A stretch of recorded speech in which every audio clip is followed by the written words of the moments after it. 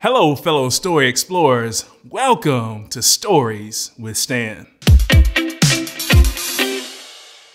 Take me out to the ball game. You know the rest, right? Today we're gonna read the story You Never Heard of Willie Mays, written by Jonah Winter and illustrated by Terry Widener. Come on and join me. Let's take a look inside. You never heard of Willie Mays?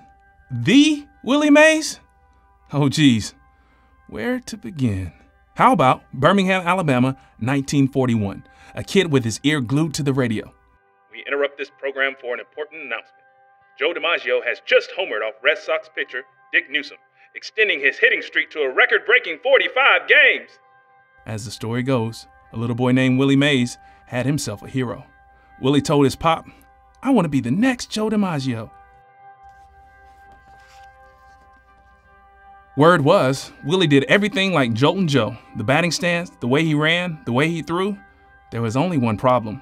The major leagues didn't allow black guys to play back then. Craziest rule there ever was. So maybe someday this kid could play on a Negro League team, but wearing Yankee pinstripes was out of the question.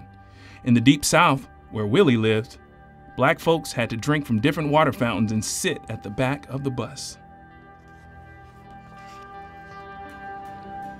Most blacks in Birmingham worked backbreaking jobs in the steel mills. That was all they could get. But Willie's pop had made some decent money playing center field for a semi-pro team, and he knew how much money you could make if you were really good, if you were a pro. That's why he was always coaching Willie how to hit and how to play center. By all accounts though, Willie didn't need too many pointers. He was a natural. He was the kid all the other kids wanted on their team. The one who ran a little faster, hit a little farther, played a little harder than anybody else. And he was the kid everybody liked, who entertained his sisters by throwing dishes up in the air and catching them just like they were baseballs, and this was the World Series. He was the kid who played with his pop on the steel mill team, who once outran him for a fly ball, because at age 14, Willie was already the better player. And he was the kid who in 1946, at only 15 years old, got asked to play pro ball in the Negro Leagues with grown men. And he did. Suddenly, this teenage kid was making more money than his pop. And when, the year after that, the major leagues ended their stupid rule barring black guys, there was a ray of hope that one day Willie might play in the majors, like Joe DiMaggio.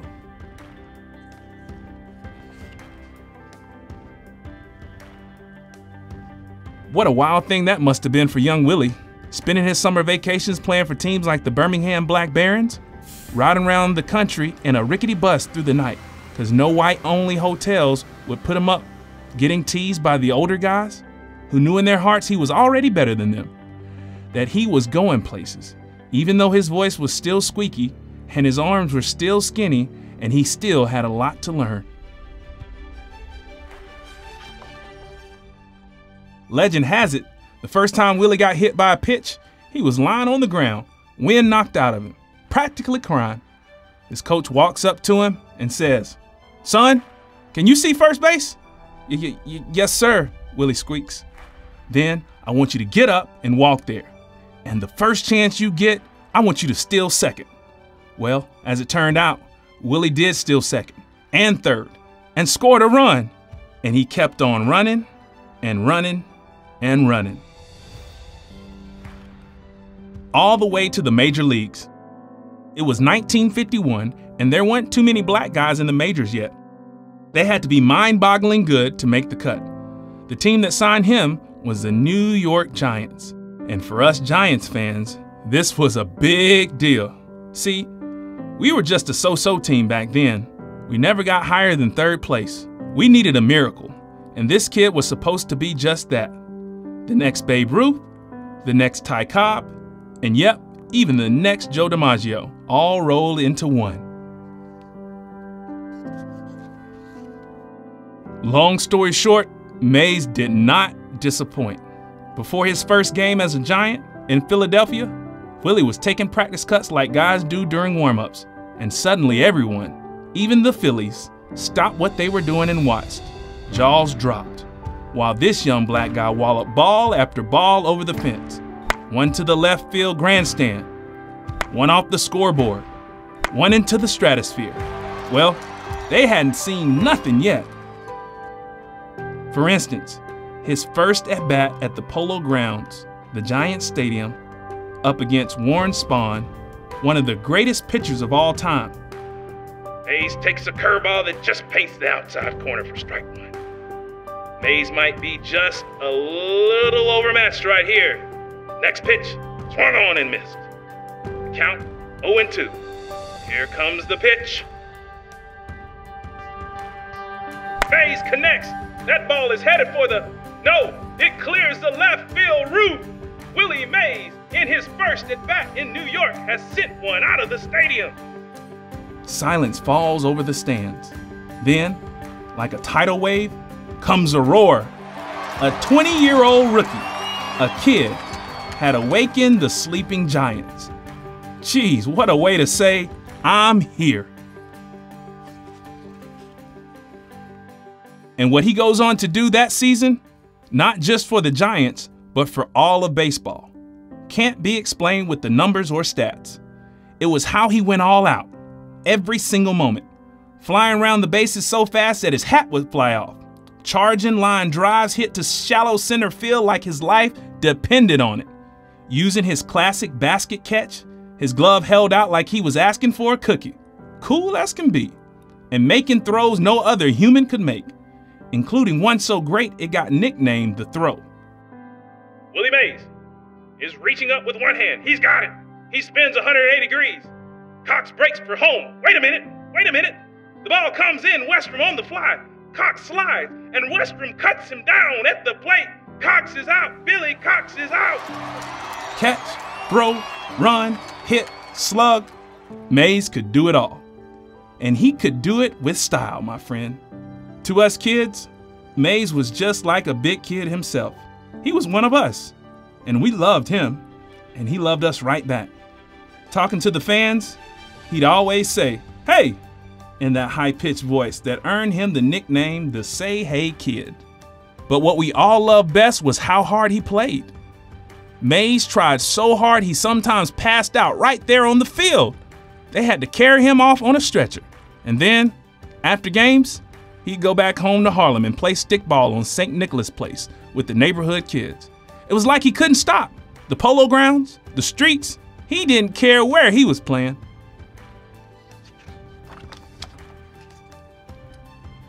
Then, like a lot of guys his age, Willie got drafted by the Army at the start of '52 and had to spend 2 years in a uniform that didn't say Giants. By '53, the Giants had slid back into 5th place. And us fans, we'd stopped going to the games. What's the point? Yep, we was all counting the days till Willie returned, and when he finally did, he no longer looked like a kid. He's up to his fighting weight of 185, all of it solid muscle. But can he still play? Can he still play? Ha! Game 1 of the 1954 World Series. Giants and Indians. That's right, with Mays back, the Giants had made it to the series, with the whole country watching on TV. Scores tied 2-2 in the 8th. Vic Wertz at bat for Cleveland. 2 guys on, nobody out. With the count 1-2, Wertz slams the ball to deep center field, and bam! Willie's running like a madman, without even looking. This was crazy. I mean, this is a shot no one catches, not even the Say Hey Kid. It was hit too far, too hard, and Willie has his back to it, looking like he might run smack into the wall. Still, he keeps barreling on. At one point, doing that thing he does when he knows he'll make the catch, tapping his glove with his right fist. There's a long drive, way back in center field, way back, it is gone! Willie Mays just brought this crowd to its feet with a catch, which must have been an optical illusion to a lot of people. Willie twirls around and fires that ball to the infield, which keeps the runner from scoring and helps win the game.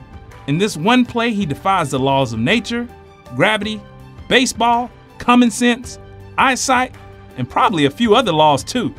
Unbelievable. You could fill a whole book with all the jaw-dropping plays Willie made. All the homers he hit, all the bases he stole. But what made the catch in '54 so special was that millions of people all over America had seen it on TV. It was the first time a lot of white folks had ever witnessed a black player who really was like Babe Ruth, Ty Cobb, and Joe DiMaggio all rolled into one. Heck, even Joe D had to admit, Willie had the best arm that ever was. Just look at him. Even as he falls to his knees after making that play, his eyes still taking in the path of the ball. Even then, you could see he was mentally still in the game, wanting to win, never giving up, ready for more. Yes, sir, in that moment when Willie made the catch, he showed the world a new way of playing the game. He changed how people saw his skin. In his own way, he changed the world.